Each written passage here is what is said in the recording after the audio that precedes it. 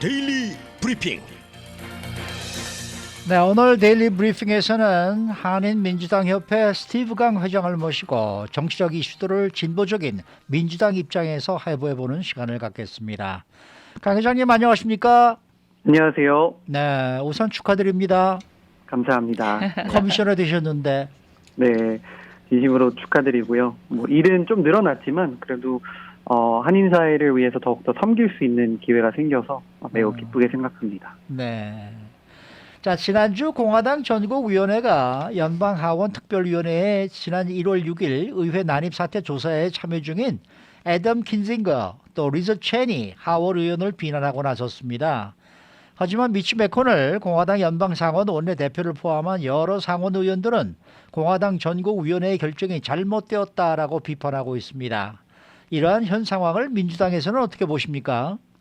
네, 비록 당은 다르고 공화당의 분열이라는 조짐이 좀 보이긴 하지만 네. 그래도 민주당에서도 매우 이제 안타깝게 생각을 하고 있습니다. 네, 일단 이제 작년에 있었던 1월 6일 최근에 이제 1년 애니버서리가 있었는데요. 연방의회 난입 사태는 두 분도 잘 아시겠지만 미국 모든 국민에게 큰 충격을 주었습니다. 네, 그래서 이제 대다수 공화당 연방 하원들은 1월 6일 사태 진실규명 조사를 협조를 하길 바랬는데 네. 협조를 하지 않고 오히려 비판하고 수사를 협조를 이제 거부하고 있는데요.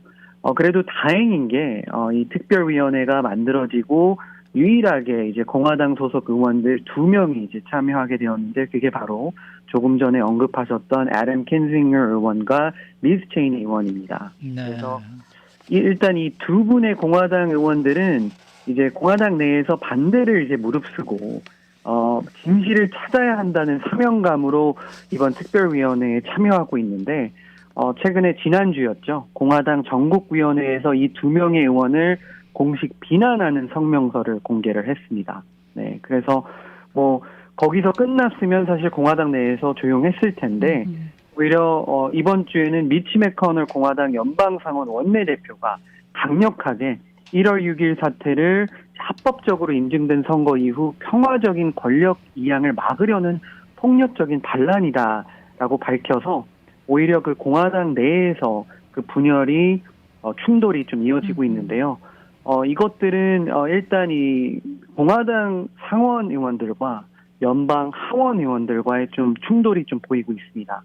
일단 그 두 분도 잘 아시지만 지금의 공화당은 도널드 트럼프 전 대통령이 막강한 영향력을 가지고 있습니다. 그렇기 때문에 대다수의 공화당 의원들은 이제 트럼프 전 대통령의 지지와 그분의 이제 도움을 받으려고 이러한 그 잘못된 진실도 이제 지지를 하고 이러한 그 특별위원회 조사를 좀 막거나 또는 참여를 안 하고 있는데 오히려 반대로 상원 의원들은 물론 텀이 6년이라서 조금 더 여유가 있어서 그럴 수도 있지만 오히려 이렇게 트럼프 전 대통령과의 좀 반대 입장을 또 지지하는 것이 보이거든요. 그래서 바로 이번 사태가 그 공화당 내에 이러한 충돌이 보이는 것 같고요.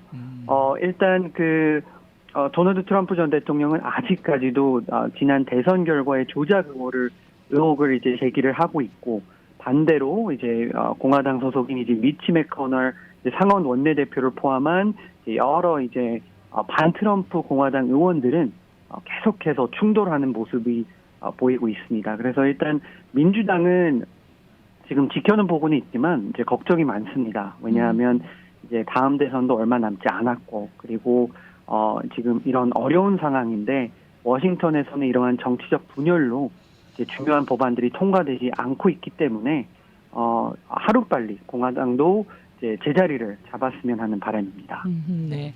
자, 마이크 펜스 전 부통령이 공개 석상에 나와서요. 지난 대선 과정에 대해서 도널드 트럼프 전 대통령을 공개적으로 비판해서 큰 화제가 되고 있는데 그동안 말을 많이 아끼고 있었던 펜스 전 부통령이 이런 발언을 하게 된 배경은 뭐가 있을까요?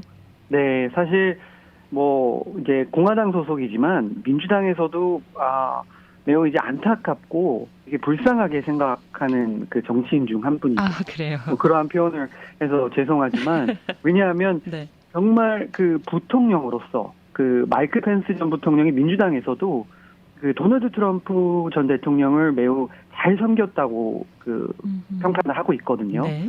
물론 잘못된 부분도 있지만 옆에서 조용하게 이제 도널드 트럼프 전 대통령의 라임라이트나 이런 주목을 더 받지 않으면서 이제 넘버 2로서 아주 잘 이행했다고 하는데 이러한 그 2020년 대선 그 결과 사태 때문에 두 분의 사이가 멀어졌고 그리고 최근에는 이제 트럼프 전 대통령도 계속해서 이제 마이크 펜스 전 부통령이 이제 선거 결과를 뒤집을 수 있다고 주장을 해와서 아마 이제는 못 참겠다라고 하신 것 같아요. 그래서 최근 이제 펜스 전 부통령이 플로리다 주에서 열린 보수 단체 집회에서 트럼프 전 대통령에 대한 말을 아꼈지만 이번에는 강력하게 반대 입장을 했습니다. 그래서 거기에 나와서 트럼프 전 대통령은 틀렸다라고 이제 처음 이러한 반대 입장을 발표했는데요.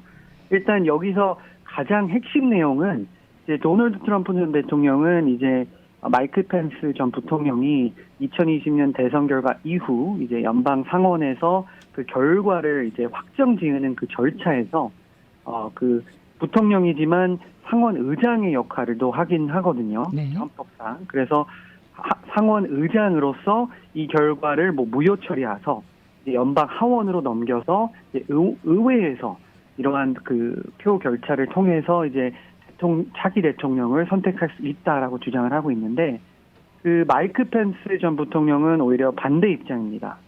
그래서 물론 본인이 이런 상원 의장의 자리는 있지만 사실 자기가 부통령이고 그리고 한 명이 이러한 민주주의의 중요한 이런 대선 결과를 결정지을 수는 없다. 그리고 헌법에도 그러한 조항은 없다라고 해서 이 두 분의 이제 의견 충돌이 계속해서 이어지고는 있고요. 그 다음에 조금 더 지켜는 봐야 되겠지만 또 제가 보기에는 이러한 그 강력한 발언이 나온 배경 중 이유 중 하나가 2020년 대선에 아마 마이크 펜스 부통령이 이제 대통령 출마를 심각하게 고려를 하고 있습니다. 네. 그래서 물론 지금까지는 이제 본인이 같이 섬겼던 이제 트럼프 정권에 대한 이제 좋은 얘기만 하고 나왔다면 어느 순간부터는 이제 도널드 트럼프 대통령과 맞서는 순간이 올 수도 있기 때문에 아마 이번 타이밍으로서 이제 슬슬 도널드 트럼프 전 대통령과 다른 행보를 좀 보여주지 않을까라는 결정이 있었다고 보고 있습니다. 그렇군요.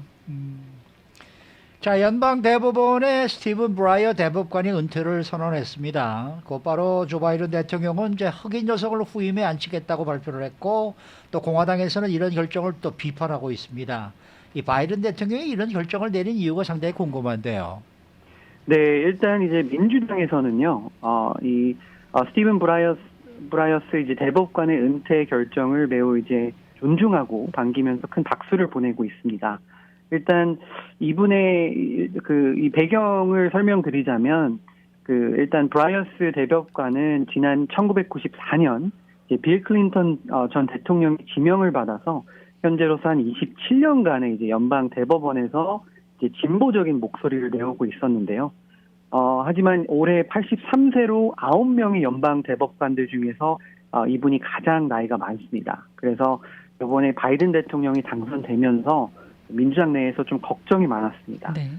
올해로 이제 83세고 물론 아직은 건강하시지만 혹시 내년이나 또 후에 이제 돌아가시거나 또 건강이 악화돼서 이제 대법관에서 내려올 경우 우리 이제 재작년에 보여줬던 이제 그 도널드 트럼프 전 대통령이 이제 임기 몇 달 남지 않은 사태에서 이제 대법관에 지명했었던 이런 일이 있었거든요. 네. 그래서 여러 가지 지금 중간 선거도 남았고 해서 걱정이 되었는데 다행히 이제 대법관님께서 힘든 결정을 내리셨습니다. 그래서 일단 연방 이제 대법관은 이제 스스로 물러나지 않는 한 이제 계속 직무를 수행할 수 있는 종신직인데요. 그래서 지금 브라이언스 이제 대법관이 은퇴를 했지만 또한 이제 바이든 대통령이 새로운 대법관을 임명을 해도 지금의 이런 정치적 대법관이라서 정치적이라고 말씀을 드리긴 좀 힘들지만 그런 그 진보 보수 이런 지형의 이제 그 숫자는 달라지지는 않습니다. 하지만 제가 조금 전에도 언급드렸지만 이제 진보의 아이콘으로 불렸던 대법관에서 이제 루스 베이더 긴즈버그 대법관이 2020년 한 9월 정도에 갑작스러운 사망하셨습니다. 그래서 그 당시에 보수 성향의 에이미 코니 베럿 대법관을 후임자로 지명하면서 현재 연방 대법원은 6대3으로 보수 절대 우위가 되었습니다.